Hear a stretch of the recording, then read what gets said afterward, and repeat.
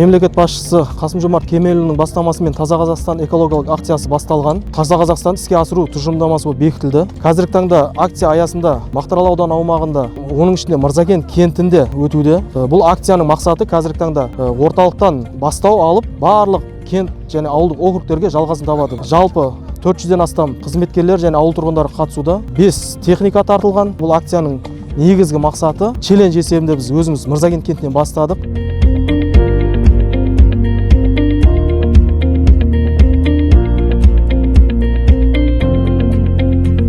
Құрметті қазақстандықтар, қадірлі облыс тұрғындары, былтыр президентіміздің бастаған Таза Қазақстан экологиялық акциясы Мақтаарал ауданының Мырзакент кентінде жалғасып отыр. Біз еліміздің тұрғындарына, қала аудандарына осы экологиялық акция челленджін жолдаймыз. Ал енді негізгі челленджді Мақтаарал ауданының Жаңа Жол ауылдық округінің тұрғындарына жолдаймыз.